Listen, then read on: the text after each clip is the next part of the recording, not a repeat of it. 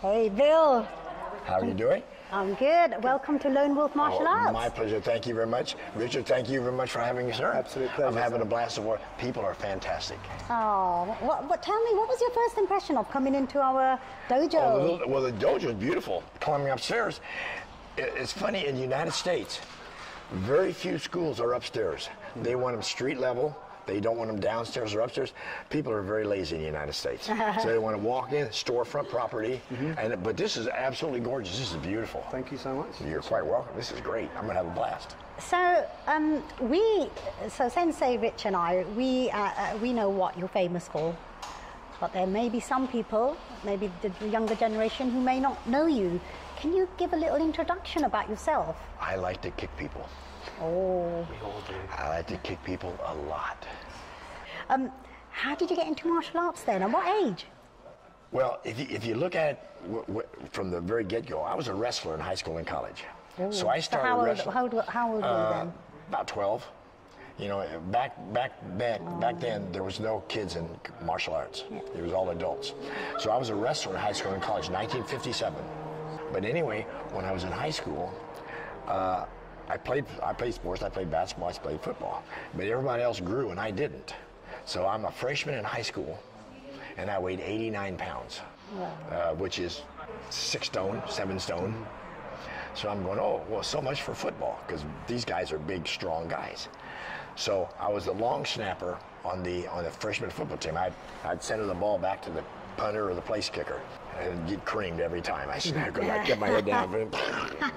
But anyway, and I figured after that my career was done, because I'm too short for basketball, too little for anything else. So I'm walking down the hallway and I see these guys wrestling around in this room. I said, excuse me, what are these guys doing? He said, we're wrestling. Can guys my size do it? He says, of course, get in here. So I get in there and I start wrestling that day. And oh, this is fun, I like this. So, and I had 2 matches that year, won both of them.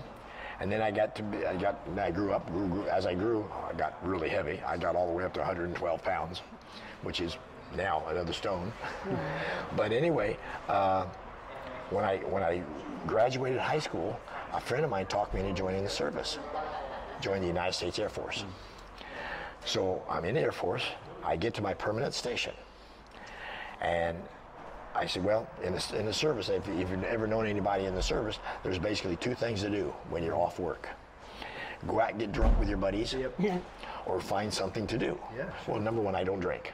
Right. So number one, I got to go find something to do. So I walk over to the men's gym and I said, excuse me, do you guys perchance have a wrestling team on base? Well, I don't know what they're doing, but a bunch of guys are rolling around in the back room. So I walk to the back room, and these guys are wearing these little white suits, throwing each other all over the place. And I go, excuse me. And this guy gets up with a black ball. At that time, who knows what a black ball is in 1963. He says, you wrestle? I said, yes, sir. He said, well, I'll wrestle you. So he takes his belt off, takes his gi top off. We wrestle. I take him down a couple times. Nice. I put him on his back a couple times. He says, that's pretty good. I said, well, thank you, sir. He says, now put this little white coat on. So I put this little white coat on, which is a judo gi. Yeah. And I'm bouncing off the ceiling. I'm bouncing off the walls. I'm bouncing. And I go, wow, what is this stuff? It's called judo. I says, I like this. And lo and behold, not only is there throwing involved, but there's wrestling involved. Takedowns, hold downs. So I said, I like this. And that next year, we won the 2nd Air Force Team Championships. So I like that a lot. And then, so I'm in the service. I'm still doing judo. I get stationed in Okinawa. Oh, I know what's coming next. Yeah. Yes, and I'm working out in Okinawa playing judo, because I didn't know about karate. I didn't even care about it at that time. All of a sudden, I come in for a throw. It's called a seotoshi this way. A guy falls on my knee. And I went, ah! So I'm in a cast for like 4 months. Oh. Well, back then there was something called exploratory surgery, not arthroscopic, or not to fix it, just exploratory. We're going to go and see how bad it is. Yeah. So I said, no, you're not. I'll just leave it alone. So I braced it up real good. They put in a cast from my ankle all the way up to my hip. So I'm walking around like this, and the guy says, hey, there's a karate school downtown. You want to go check it out? Because they knew I played judo. I says, sure. So I'm in the cast. We go downtown, and I'm sitting on the bench watching these guys work out. And this Okinawan comes and says, hey, you want to do karate? I said, what? You want to do karate? What did he say? He says, do you want to do karate? I said, oh, yeah, that sounds funny. He said, oh, you stand up. I said, I can't, I got a cast. No problem, we still do karate. So I stand up this way, like you guys are my sensei, or my instructor. I'm standing there, we do yoga-geri. Yoga-geri. What is yoga-geri? Side kick. Sidekick. Side kick. So I'm going, bam, bam, 35,000 times. And that's all I did that night. Yeah. 35,000, well, not that many, but it sounded like 35,000. So I leave, and wow, this is kind of neat. So the next week, same time, yeah, oh yeah, 1966. Yeah, so I go back to the barracks, come back the next week. He said, are you back? I said, yes, sir. He said, I'll do Mawashigiri. I just learned yoga-geri. What the heck is a Mawashigiri? Roundhouse kick. Roundhouse. So I'm standing, well, because I couldn't turn it, put any weight on this, so I do the roundhouse kick about 14,000 times, right? Yeah. And then a couple months later, just doing that and doing it. He says, now we do, because I started taking class. He says, now we do kumite. Fight. What's kumite? We're going to fight. Excuse me. Very, resentful. Not resentful, but scared. He said, now hold it. You've been telling me for weeks that this reverse punch here will kill somebody. Yeah. Now we're going to fight. And you're going to try to come in, I'm going to try to kill you. Something just doesn't seem right. He said, no, we practice kimi. What's kimi? Focus. Just touch, just touch. I said, oh, so you practice that for a couple times. Then we spar. So I sparred with this sandan, third-degree black belt. I throw the side kick, step down, he comes charging, bam, I hit him with a hook kick right in the chest, drop him. Oh, wow. And I go, yeah, oh, shit, because back then it was very traditional. So I'm here like this, what do you do? And I said, what you do? And I said, well, I threw this side kick and missed. And then you came charged in, so I didn't know what to do. So I threw a hook kick. Or I threw this, whatever it is. Yeah. And I said, I hooked it in. He says, hook kick it? I said, yeah. He said, Ura Mawashigiri. Ura Mawashigiri. Ura means reverse. Right. Yeah. Ura Mawashigiri. And I went, whatever. So those have been my 3 kicks since day one. Wow. Fantastic. Side kick, roundhouse kick, hook kick. Yoga-geri, Mawashigiri, Ura Mawashigiri. Then I started working the hands. Then back in Okinawa, there are no tournaments. Right. So I get back to the United States in 66, and I'm in Kadena, not Kadena, but in Norton Air Force Base, California. Talk about luck. Talk about being at the right place at the right time. Downtown, San Bernardino, there's a Shorin school. Oh, wow. And then the head instructor trained in Okinawa with Heiso Shimabuku, Wow. my teacher. Amazing. And I went, chances? wow, huh? What are the chances of that? Yeah, exactly, because this is still 1966. Taekwondo wasn't even around yet. Yeah. So I'm going, wow. So I started training him. I started working with him and got into Norton in June, probably maybe August or September. Started training there because I didn't know anything. And he goes, hey, there's a tournament in February in Santa Ana, California. And I went, oh, okay. So you want to compete? I said, huh? Because I didn't work out a long time, but I made brown belt in Okinawa. Right. Sankyu. I went, oh, okay. So we went to that, and I took second place to a guy that right after the tournament he won. He was promoted to black belt. Right. And I said, oh wow. I said, I want to do that. So I went back and fought in a couple more tournaments, did very, very, very well. And then I got out of the service. I was discharged. So I go back to Indiana. My father always wanted to be a school teacher. So I'm going to go back and I'm going to go to college. I want to be a school teacher. Okay. Reserved to the fact that's what's going to happen. I still love martial arts. So I get back to Indiana, get everything done. I go to college at Ball State University, Muncie, Indiana. I'm in the gym just playing around, doing some kicks, doing some punches, and this guy says, hey, you do martial arts? I said, yeah. And his name is Robert Rollins. And I said, yeah. He says, we're getting together down in Indianapolis, which is 60 miles away, having a good workout this weekend. Why don't you come down? So okay, didn't have anything else to do. So I drive down that weekend, meet probably maybe the 5 of the top 10 fighters in the country at that time in Indianapolis. Amazing. So we start working out. We spar from about 10 o'clock in the morning to about 4 o'clock, 5 o'clock in the afternoon. Just beat the shit out of each other.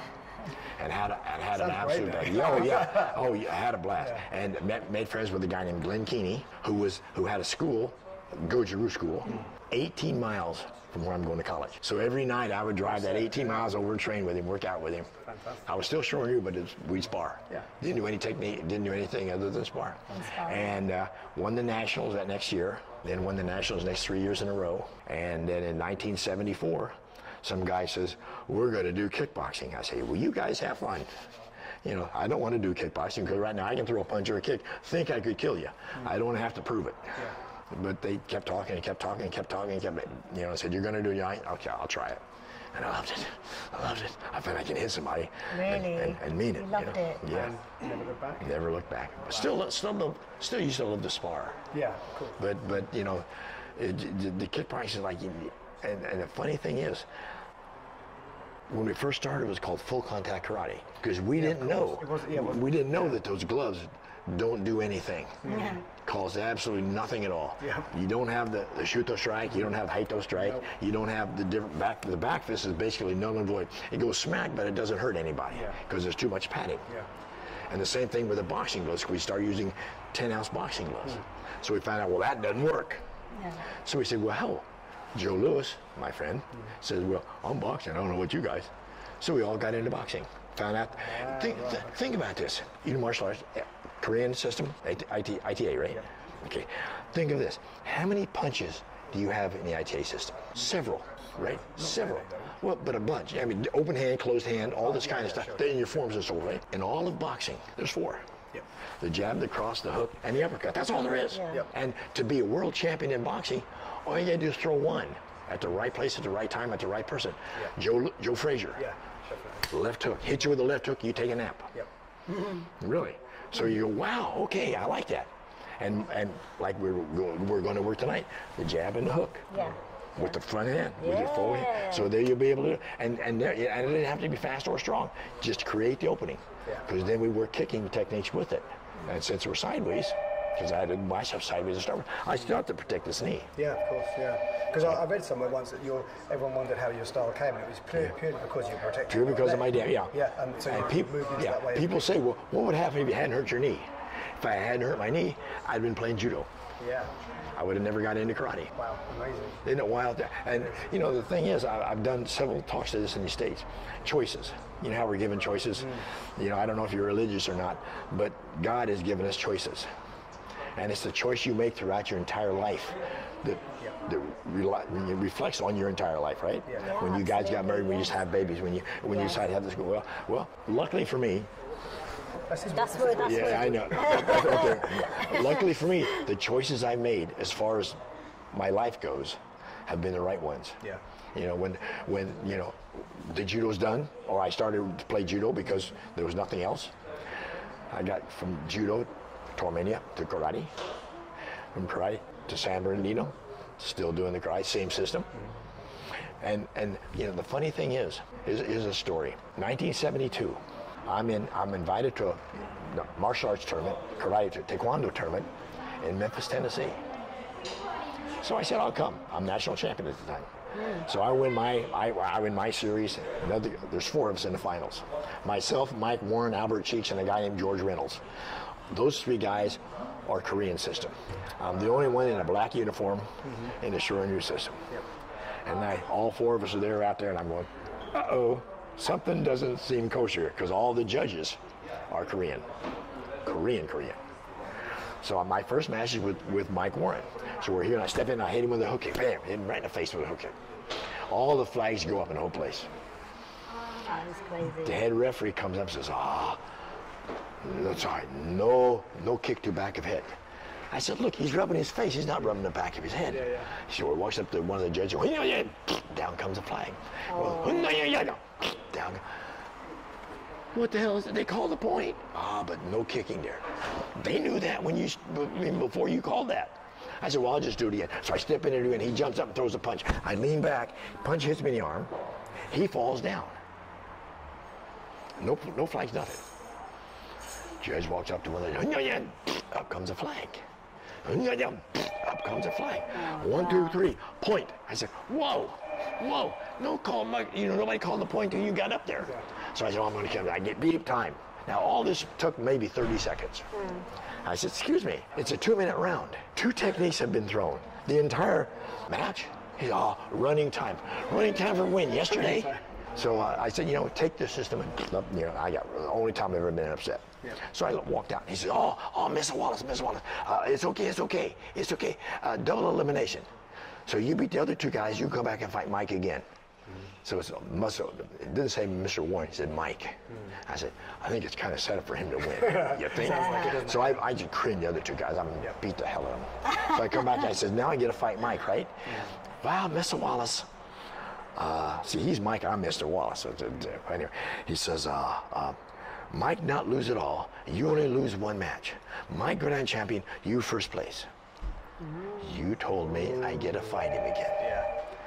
Because at that time I'm a competitor. And he said, now Matt, the instructor's named Connery.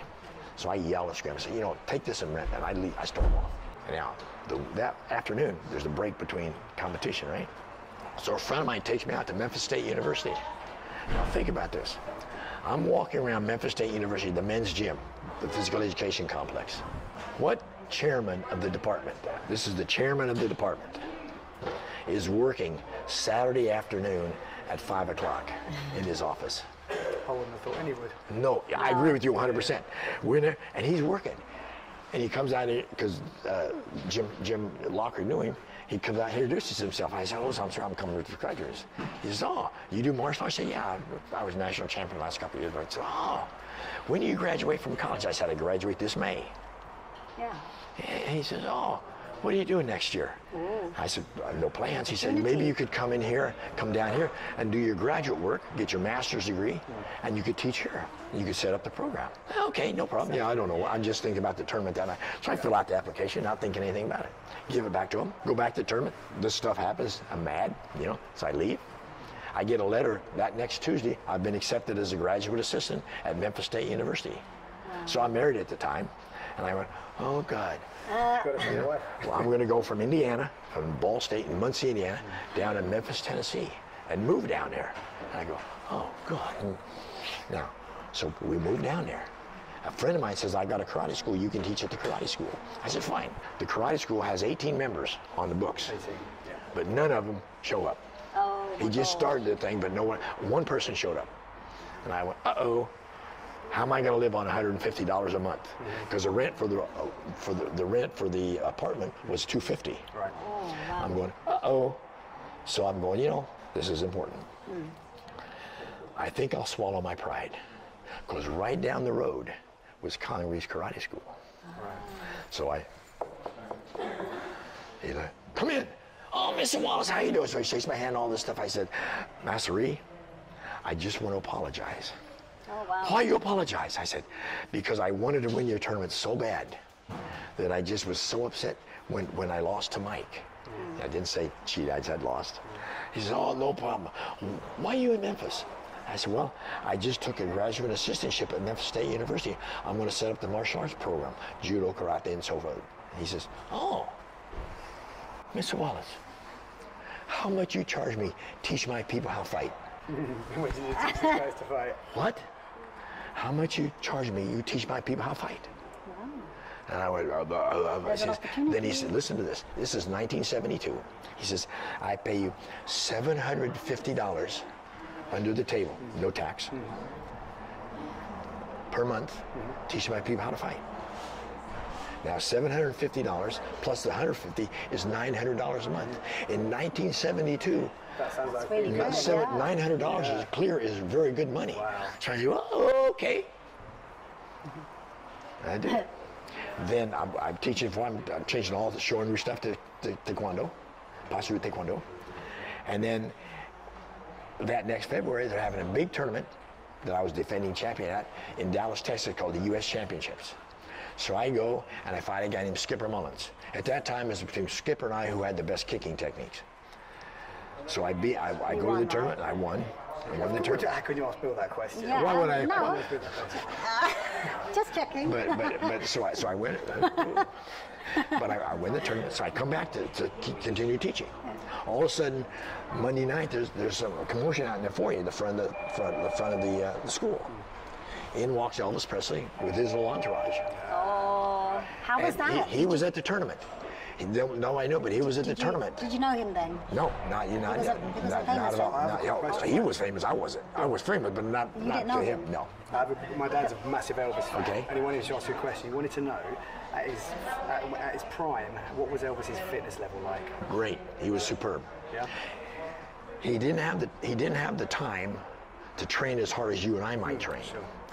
He couldn't spar because he couldn't take the chance of even slightly getting hit. Get cut, get scratched, get the nose broken, change something, get hit in the throat, get a rib broken, something. But he was very, very good at self-defense. Flamboyant, you know, with the Kemper, you know, all this stuff. But he was good. There's a picture of him throwing a side kick. It's superb, superb technique. But he was all right. He was all right. I mean, he was never going to be a fighter.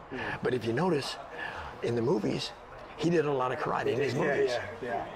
So, and it was good. It was good. So he was okay. Tell your dad that I said he was okay. Oh, brilliant. I want to ask you one more thing, because we one have more- to get one more going. I'm going to question. leave you for a second, but I'm just going Can I to ask go you down here. Okay, no problem. Thank you. Yep. One more question I want to ask you.